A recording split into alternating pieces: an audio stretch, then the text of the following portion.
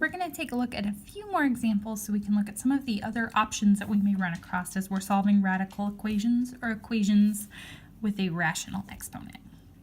So this is actually similar to one of those warm-up problems that we had, where instead of being written as a root, we have a 1/2 power, but I have a bunch of stuff inside that 1/2 power. I'm going to treat this the same way I treated that intro problem, that warm-up problem, which is that I got the thing with the root by itself, in this case the thing with the rational exponent by itself, then we will eliminate this exponent using our power rule, and then finish solving by getting x by itself. So I'm going to start by getting this thing by itself. So to do that I need to subtract 2 from both sides, and that gives me 4x minus 7 to the 1/2 power equals 3. Now I want to eliminate this rational exponent, so I'm going to use the power rule, and I'm going to take the reciprocal power on both sides, 2 over 1 or just 2. So when I multiply these exponents, they'll reduce each other, and I'm left with 4x minus 7 equals 3 squared, which is 9. Now I'm going to finish getting x by itself. That means I need to add 7 to both sides. So we get 4x equals 16, and then divide both sides by 4. So I get x equals 4. Then again, I need to check my solution. So I would have 4 times 4 minus 7 to the 1/2 power plus 2 equals 5. 4 times 4 would give me 16. 16 minus 7 is 9. So I have 9 to the 1/2 power, which remember is the square root of 9, plus 2 equals 5. So the square root of 9 is 3, and 3 plus 2 does equal 5. So x equals 4 is a solution. For D, notice that I have 2 terms that have roots. Anytime I have multiple terms with roots, I want to split those up across the equal sign. So I'm going to take this 2 root x that I'm subtracting right now and go ahead and add it to both sides. I don't want my roots on the same side of the equation. I want them on opposite sides.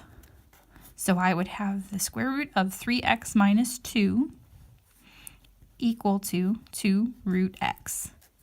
And now I'm going to eliminate those roots by squaring both sides. So I'm going to square this side, and I'm going to square this side. On the left-hand side, all I have is this root. So the exponent and the root will undo each other, and I'm left with 3x minus 2.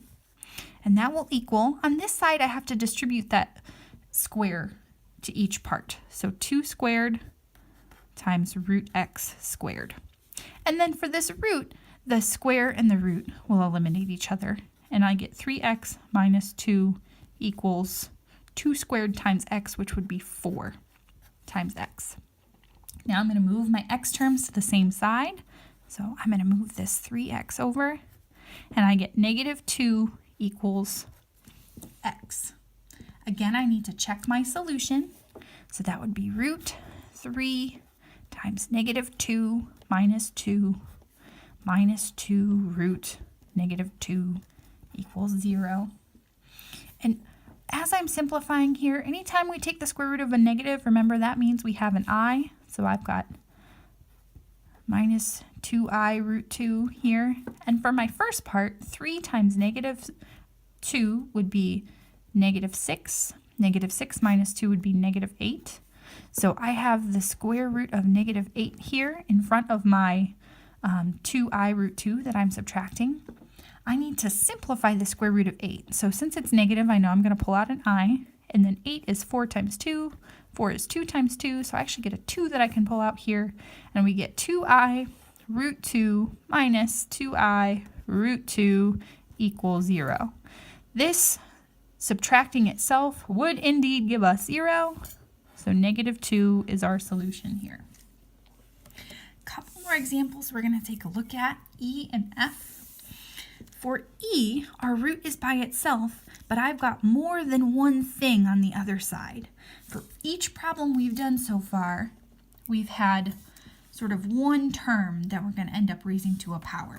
And for E, we've got more than one thing here. So I'm going to treat this the same way. I'm going to square both sides to eliminate that root. But here, since I have x minus 4 squared, I'm squaring that whole thing. So that means I'm going to need to distribute. So write it twice and distribute. And then on the right-hand side, I would have 2x. So as I distribute here, I get x squared minus 4x minus 4x plus 16 equals 2x. I'm going to combine my like terms. So I get x squared minus 8x plus 16 equals 2x. And now since I have an x squared term and an x term, I'm going to have to factor. So that means move everything to the same side and factor. So I need to move this 2x over, and that gives me x squared minus 10x plus 16 equals 0. Factors of 16 that add to 10 would be negative 8 and negative 2. So my solutions here would be x equals 8 and x equals 2. Now I need to check both of these. So as I plug that in, I would have 8 minus 4 equals the square root of 2 times 8. 8 minus 4 is 4. So I would be looking at, is 4 equal to the square root of 16? And 4 is equal to the square root of 16. So this first solution is good. And then for our second problem, I'm going to plug 2 in. So I get 2 minus 4, and I want to know, is that equal to the square root of 2 times 2? 2 minus 4 would be negative 2, and I want to know, is that equal to the square root of 4? Now, this does not say negative of this root. It does not say plus or minus of this root. So we're just looking at the positive square root of 4. And the positive square root of 4 is not negative 2. So this is an extraneous solution. And that is why we check our solutions every time, to look for those extraneous solutions.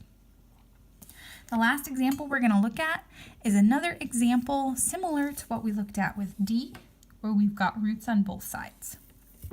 So for our last example here, this time we have a cube root on each side. If these roots were on the same side, I would have to move one of them the same as we did for example D. Since they're already on opposite sides, I can go ahead and eliminate those roots by cubing each side, and I'm left with x plus 4 equals 2x minus 5. Move my x terms to the same side, so we get 4 equals x minus 5. Move my constant term over, so I get x by itself, and I would get 9 equals x. Check my solution by plugging my x value back in, so I would have the cube root of 9 plus 4 equals the cube root of 2 times 9 minus 5. 9 plus 4 would be 13, so I'm looking at the cube root of 13 on the left, and I want to know, does that equal whatever I get over here? So 2 times 9 would be 18. 18 minus 5 is 13. The cube root of 13 is equal to the cube root of 13. I don't care about figuring out what that actually is. I just care that this thing is the same as this thing. So that means my solution works. There are 2 more problems for you to try. The answer key for the notes is posted on the website, so you can check your solutions there.